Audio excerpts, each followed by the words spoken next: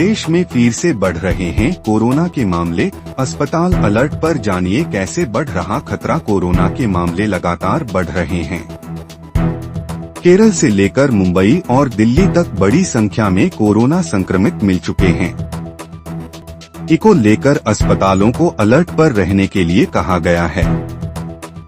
आइए 10 पॉइंट में समझते हैं कोरोना का खतरा कैसे बढ़ रहा है।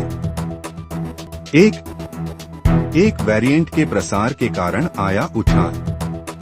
दक्षिण एशिया में कोविड के मामलों में उछाल। ओमिक्रॉन JN एक वेरिएंट के प्रसार के कारण आया है।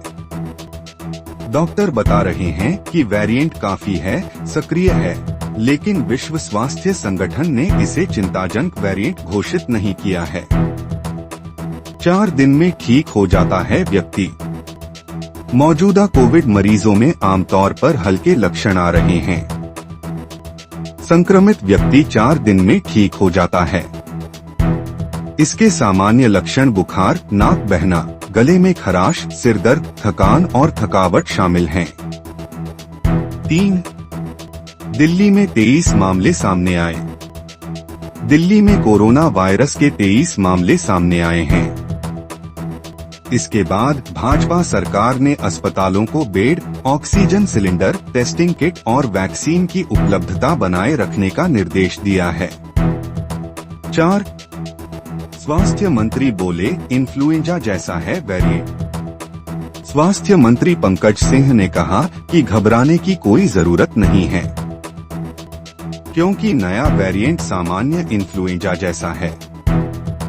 दिल्ली के अस्पतालों को इन्फ्लुएंजा जैसी बीमारी और श्वसन बीमारी के मामलों को एकीकृत स्वास्थ्य डाटा प्लेटफॉर्म पर दैनिक रूप से अपलोड करने का भी निर्देश दिया है। 5.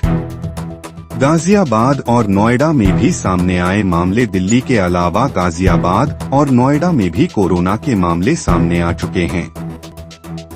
शनिवार को नोएडा में कोरोना वायरस का पहला मरीज सामने आया। गाजियाबाद में भी अब तक 4 मामले सामने आ चुके हैं। 6. केरल में अब तक 273 मामले सामने आए। केरल में मई में अब तक कोरोना के 273 मामले सामने आ चुके हैं।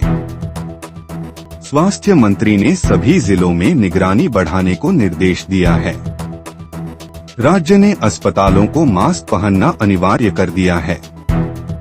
खांसी के लक्षण वाले मरीजों को चेहरा कवर करने की सलाह दी गई है।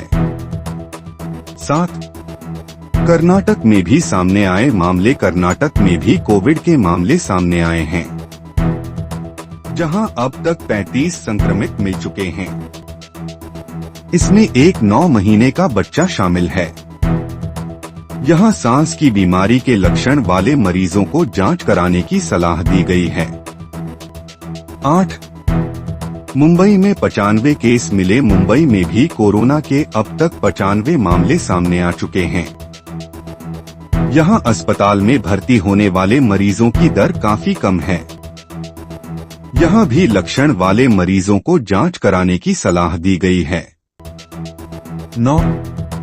ठाणे में 10 केस। महाराष्ट्र के ठाणे में पिछले 3 दिनों में कोविड के 10 मामले सामने आ चुके हैं।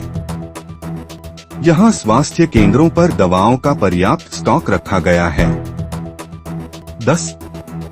आंध्र प्रदेश में भी अलर्ट पर। अस्पताल आंध्र प्रदेश में कोरोना के मामले में ज्यादा उछाल नहीं है, फिर भी स्वास्थ्य विभाग को vaccine, PPE kit, triple layer mask की आपूर्ति बनाए रखने के निर्देश दिए गए हैं।